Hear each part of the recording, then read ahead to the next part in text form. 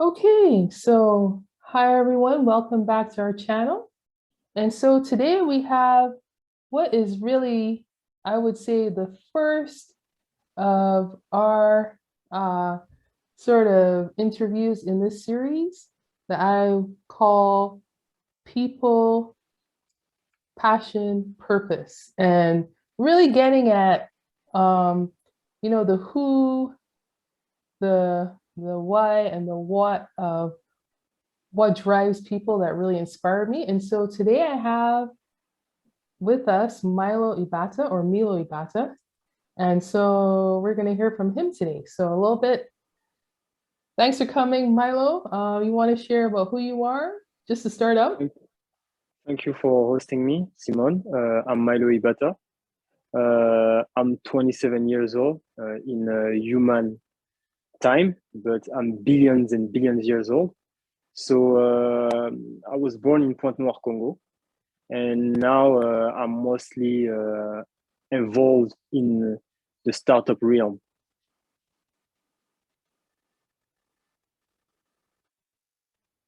Your mic. What about who inspired you? Who inspired you on your journey, Milo?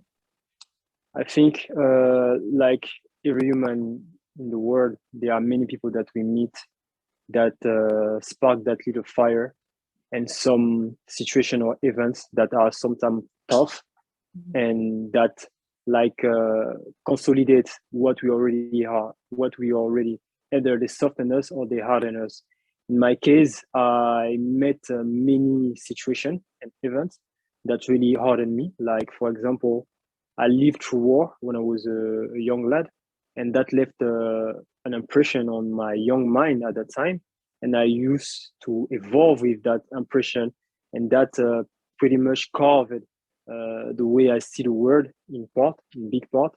But at the same time, I met also different type of people, from my country, like people because I didn't really grew up with my dad, so I met some men that was really like that they were standing in their shoes, and carry their purpose. So I cannot really give a specific name on who inspired me because I would have to look myself in the mirror and say myself, you know, myself. I suffered, I was alone. In joy, okay, I was with many people, but always thinking about how can I get to the next stage. If an obstacle or failure was, I need to pick myself back up. Uh, it's not really an anecdote, but I'm just going to share one of the memory that went through war. So we were in this house, obviously because of some bombarding. The house wasn't really the same, Mm. and my I think my cousins were all around because when war started, my mom like didn't just want to escape with me. It's only child at that time. Mm. She really added that heart of love for her family. So she moved to different area of the country to, or even the city to bring back the cousin, her sister, some people she knew, so we can escape war. It was really dangerous, and at many points she was about to get raped and other difficult. But this is war. So I remember we were in that home, and there were just noise, bullets, like pa pa pa pa pa, boom, pa pa boom. And mom always told us never stand up, just crawl. So with Evan, I don't know how long we stayed in that home before we escaped, but every day we were just crawling. We were just crawling, eating under the table, sleeping under the bed. And I remember just a home across. And in French, we say obus because I'm a native French speaker. So that bomb fell on the house just beside us, and my Mm. mom was shocked. Mm. She was shocked. You could see I was young, but I could look in her eyes and see fear. You Mm. know, it's really hard to describe. You know fear. Sometimes you're afraid, but there's a fear. It wasn't just only fear for herself. It was even maybe not fear for me, but she brought her sister kids, all the people there. So if something happened to us, she will be held responsible. And at that moment, I didn't really know how to formulate it in clear sentences, but I knew that I had to be the stone. I had to be strong because if I'm not strong there, what happened? Okay, there are maybe nephews, nieces, but I'm her son. It's different. And every time she was starting crying, like putting me her hand on my eyes so I don't see blood and bodies, I was just removing her head and show her that I'm not afraid. So I think maybe that helped her. Like, how old were you around that time? I think I might maybe 3 or 4, but I was already awakened, and my mind was really functioning like 10 years old or 11 years old. So I was really precoce. I was able to do math, to learn things, to speak correctly. And like my memories go back as far as I was 1 year old. So I had always that easiness, that effortless capacity to of cognition. It was so I felt and I was aware of things even much more than people around me, the other kids that even was older than me. So yeah, that left an impact also because I remember it vividly. I really remember vividly the cry, the scream, people trying to flee. We were for example, in a car, and I was seeing all these people trying to beg, please save me. You have a car, but at the same time, our car was already full. So in my younger mind, I knew that this guy was probably dead.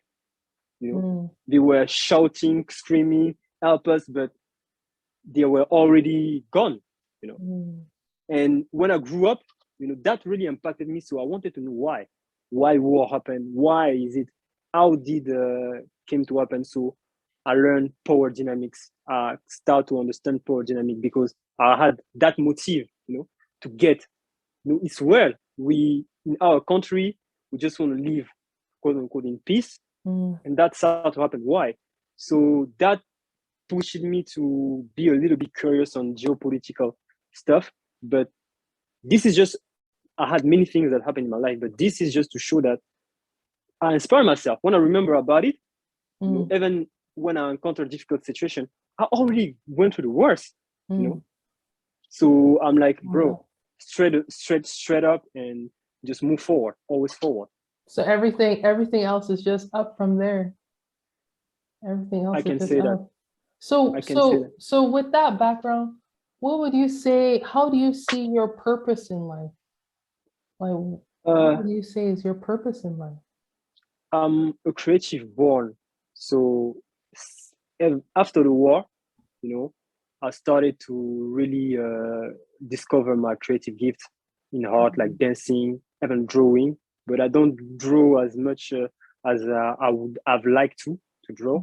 But dancing, and I was pretty much good everywhere. Like math, uh, language. I was really good everywhere. But I remember that I really liked dancing, sport, and what do you call it?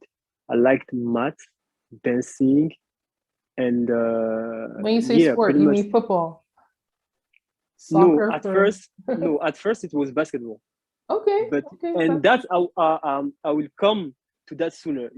The reason why I sometimes have every criticism on Africa and our African government are led. For example, I like the first athlete I fell in love with. I was 6 or 5 years old. Was Michael Jordan. I okay. never seen him play at that time, but I remember in the school, the Catholic school, I was going. There were like a place reserved for library. So I was just picking up books, and I saw that giant books with a guy like he was flying. I said, "What? What is this?" And I start to switch the pages, and I looked at his story. Oh, his name is Michael Jordan. I was like, and just 2 years before, I was enamored, or maybe 1 year before, with another Michael Jackson. So in my younger mind, I was like, Michael, are they from the same family? You know, our young kids think. And I Yeah. started to see how he was jumping, just picture, you know. Hmm. And I wanted to do basketball, but there was no infrastructure for basketball. Right, right. There, Yeah. there was nowhere I could go, take a ball. And at that time, finding a ball just after war, it was Hmm. really hard. And Evan, where are Hmm. you going to play? You know, Hmm. football, my father liked football. So I was seeing him juggling with the ball. And I was impressed at that time. Hmm. How does he can make the ball stand higher? So I wanted to emulate it. That's how I played football, because football, you can play it everywhere. Yes, yes, Even in my room true. right now, I just have a ball I can play. But Yeah. basketball, if I start to rebound the ball or dribble the ball, my neighborhoods will maybe start to Yes, shot. Yeah, yes, it's that true. that's how it started. So sport, um, dance, you know, and I can say math, because I just had that Hmm. stream of ideas that was coherent, really, really coherent about how can we improve certain things, how can we create certain things. Because when I started to go at I don't know the name exactly in the course in the English courses, you know, after kindergarten, the just Um, Maybe grade one. I don't know. yeah, preschool or something like Or this. preschool, yeah. And I wanted to be an inventor, Mm. really, because I was just eating things. Knowledge was just flowing. I was just eating everything that I could find out, because that's also another part I want to go through. So I was eating things. I wanted to be an inventor. When I Mhm. made my little research, I was maybe 6 years old, 7 years old. I found Mhm. that inventors never made money. You know, they create that They big don't. stuff, They that don't. crazy stuff, and you know, It's true. It's true. because I lived through Yes. war, I lived through war, and I seen poverty. I live really. You, it's different when you don't have something to eat, but you live in peace, and Mm. you don't have something to eat, but you know that you can die in the next second, because bullet has just it's free. It's free Mm. time for bullets. So I wanted to be really wealthy. Especially my dad at that time was wealthy. So before the war happened, we were pretty wealthy. You know, I was a guy that came from uh, pretty much for our country wealthy family. War started, we get poor, and Mm. then after my mom and my dad separated, we had like a transition, and then we started to make like enough money to be like really live comfortable. So I always wanted to, you know, to thrive, Mm. Mhm. because I know what striving is. Mhm. And I was seeing this, an inventor, I'm going to be like Tesla and not making a dime. No. So That's true. I never knew what I could do to make it worth all my gifts. You know, I want to create for something. You know, I Mhm. wanted at that time, I wanted to leave a legacy, create an Mhm. empire. You know how kids are, create an Mhm. empire. You know, and all of that. But you know, I didn't add the direction. You Mm. know, in Africa, there are many people like me at that time. They, A lot of creative yeah, people, a lot of but creative you people. don't know, you people don't know how to, you know, guide others. Mhm. And when I was talking about my creative gifts, I wasn't the most creative in the family. I had cousins. They built like a planner. It was maybe 10 and 13 years old. A planner that flight A plane. themselves. Not really a plane. It had motors. It had a kind of you know, wings, but Okay. made with like I don't know how to speak in. You know, the bag, the like this. You know, this structure. Okay. You know, Okay. I don't know how they made it, but when they were living in the mountain, so when Mhm. they started to run, you know, with Mhm. the motor was pushing the wheel. I Yes. was like amazed. But Yes. if you come right now, their life is not, I can say, great. You know, They're not using that creative gift. I It's cannot been say they lost untapped. it. I cannot say Untapped. they lost it. Yeah, but they are not living. Some are doing taxis. You know, if you Mm. saw them, you cannot think that these guys are genius. But I've seen Mhm. it through my own eyes. You know, Mhm. but Mhm. where are you going to go? Yes. You know, no infrastructure. Yes. no vision for this type of people. Another anecdote I have, like I'm a natural born dancer. So I remember when also in school, maybe grade 1, grade 2, grade 3, grade 2, maybe I was 8 or 9 years old. I had a friend of mine. They always see me. I was dancing, moving, like I was really, in it, and I didn't care much of where people were seeing me, And every time I danced, people just came, surrounding me. And one of my friend at that time, we were just a little clique, and they say, "Oh yeah, we can make money. We can make money of it, Milo. We have to do a concert." It started like that. That idea germ. I participated, and we went. I think at the pause of our time. They started to market and say, "Yeah, come there. There's a guy that dance so good. Just pay maybe because we use francs CFA, it was maybe 100 francs or 150 francs CFA. At most, maybe 50 cents. Yeah, my French is or rusty, guys. I gotta brush up. 60 cents. Okay. So me, I was sure. I knew I danced like it was in my blood. Family or everybody danced. Like Michael Jackson, right? Or even better. I was inspired. I was Yes. inspired by Michael Jackson. I'm not going to lie. Mhm. And I'm not going to lie, but I always danced like myself because Mhm. my grandfather, I think my mom know the story better. He brought the style of dancing in Brazzaville. So I don't know, maybe they call it Kingoli. He bring it in Brazzaville, Okay. So people weren't dancing like that. He bring from his village to the town, and he started to take some avalanche. So we're there, and my other friends are going, "Yeah, come, just pay 100 francs." People could see me from everywhere, but they paid because when I started, it was crazy. It was crazy. I was just seeing people all the school almost screaming, and the class I was in French, he called CM1, CM1. And I had a teacher, Mr. Frederick. I was in his class. I remember it. So after now not the teacher in French, we call it the surveillant. Those who are charged to make security and order in the school. They are not really teacher in French. Like we say they are. prefect. We have prefect in the English. Yeah, you can say that. You can say that. So one maybe of the prefect came, and he saw that all these kids, and he saw me. At first, he didn't stop because the thing with me is like I'm so used to dance. I can look at something, my body is moving, but I'm thinking at the same time I'm aware of everything. So I was looking at him, and he stopped. Finished my show, came, and all the money we had, 50 cents, 50 cents, 50 cents, sorry, cent. You I were think we making ended bank up while at school. even $200. That was the Wow. gift I had. Yes. This prefect took all. Oh no. Oh, give it to me. Give it to me. Oh no. That's not the problem. Like I was Oh. maybe 8 at that time. Now I'm 27. See, you had that entrepreneurial spirit at like. No, it wasn't me. That's Oh, the point.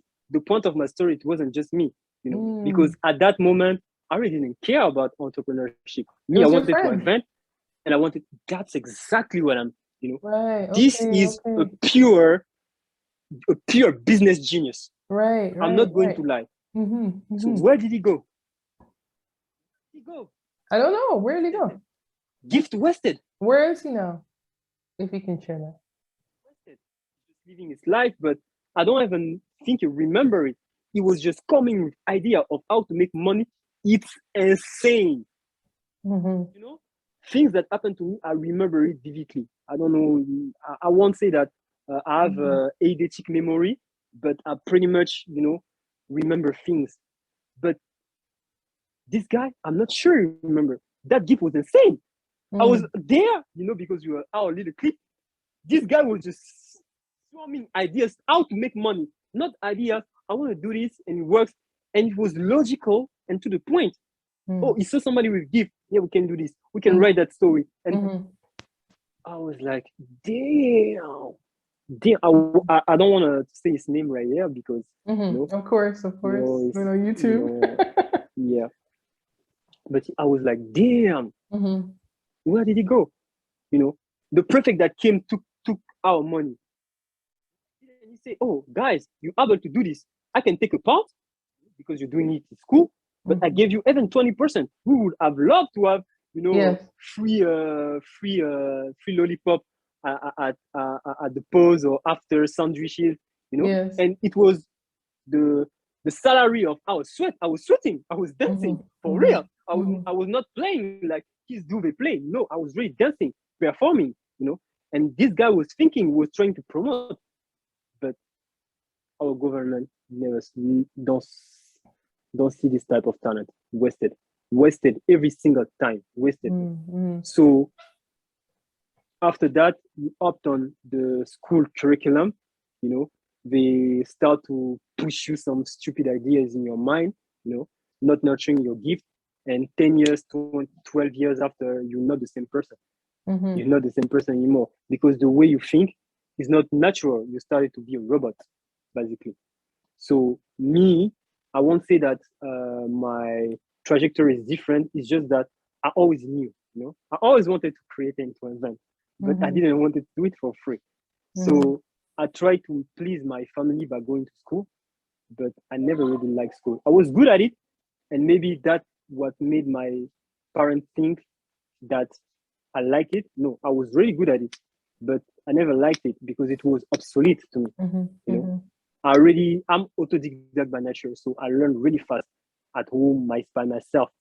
I don't mind being surrounded by people. I'm a performer, but when I'm in classroom, I just don't know. It's slow to me, so slow, and yeah, I cannot really ask questions, because people sometimes when they learn something, if they advance linearly, me, I jump, a quantum jump, I touch this something that is related, and boom, the Hmm. knowledge start to make sense to me. So yeah, I after find, that, yeah, go ahead.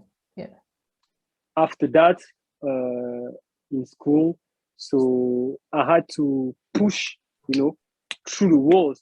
Hmm. I don't say my story is like Francis Ngannou, but it's the same in the sense where you have already your gift, but due to the lack of structure, you need to push and to never give up, because if you give up already. If my friends, my little friends when I was kid, never stopped and just push to push, I don't say that they were going to be successful at 20, but at 40 for sure, or 30 for sure, but In they never Africa? push. In Africa, or did they have to go outside? This is the question. This is the question for This is us. a one.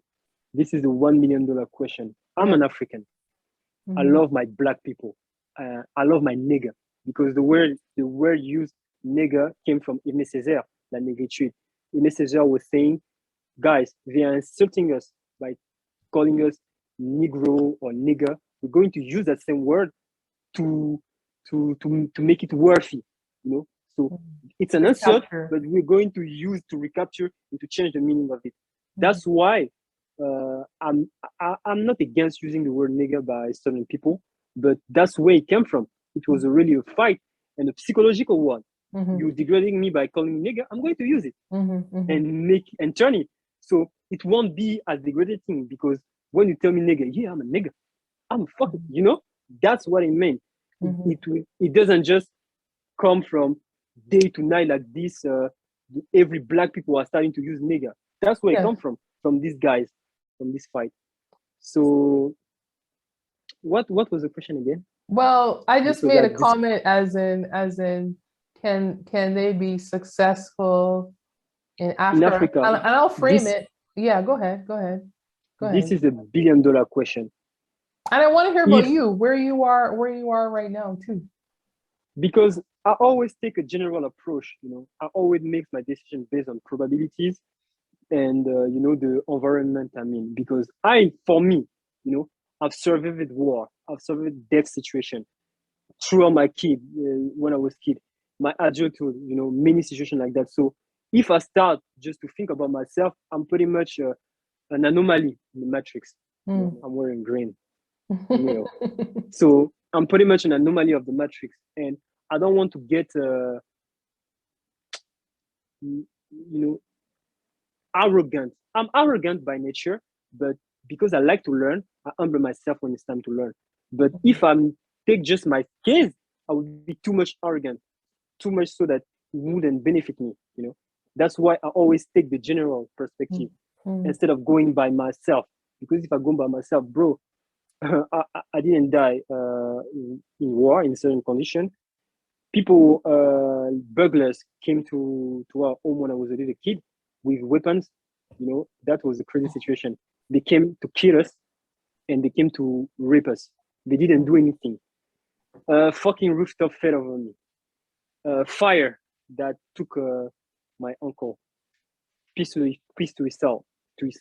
So many type of this situation. If I just go by me, I'm like, no matter where I am, I'm going to succeed. That's my mindset. You're gonna thrive So wherever you are. I'm going to try. Africa, under the sea, on Mars, bring me on the sun, everywhere. In hell, I'm the fucking boss in hell. In paradise, same thing. It doesn't change. But I have to adapt myself according to the environment. I'm not playing the game. I'm not going to play the game the same way in hell, in paradise. I won't play it the same. Of course, there will be the same element that come, but the play won't be the same. That's why I go for the environment first, because I'm the only constant in my life. You get it? I remain me. No matter what events go by in my life, I remain me.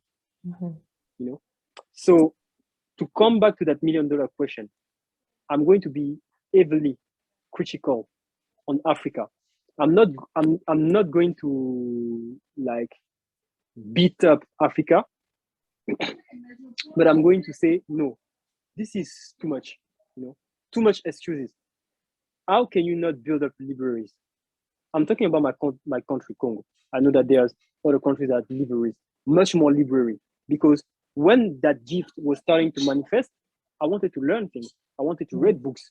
But to read books, you have to pay a fee. It's sometimes far away from where you live. Library, where kids can build things, I don't know, motors, things like this. I think about my cousins, they couldn't show their work, person, I don't know, bourse, like the money that the government allow. How do you call it? Allowance? Government like allowance for kids or funding? No, yeah, governmental or scholarship. Yeah, scholarship, because in French we say bourse, bourse d'études. So yeah, scholarship, things like this, but not just for scholar people, because not everybody is able to pay for school. Yes, of course. I would say that's a huge one. That's a huge barrier. But you will find people not being able to pay for school, but they can do you math like you never speak a strange language, foreigners language better than you ever heard. And so at least I can understand that we are not in a great position, but give like some room, some escape room for people. That's my every criticism, but I know that it won't really change because everything starts in the way you think. And I'm going to go even deeper than that. It's a spiritual problem. It's not really a physical one. It's a spiritual problem. It's not just the means. We have the means. Like I talk about me and my friends. We are just in one school. How many schools exist like this where there are kids that are fucking great? Me, I want to do something when my career just take off and I position myself where I want to be. I want to go do a tour in Africa. Just take fucking gifted kids. I'm a gifted kid. Me too. I know how to yeah. Go ahead. I know how to recognize gifted people, because people always think that a gifted kid is always good at school. No. School is just repetition. Yes. It's creativity, you cannot buy it. Repetition, everybody can repeat. Creativity, you cannot buy it. School really, yeah. Well, we might have to wrap down because and come back for a part two because I want to hear about you. I want to hear about more about any entrepreneurial adventures that you might be on right now. And yes, we'll talk about schooling. To me, schooling and going towards being an employee versus really taking the reins and taking charge of your destiny and inventing and creating. I think is really a fascinating topic. So we're going to close off for now and come back for part two. So see you guys soon. Bye for now. See you soon. Bye.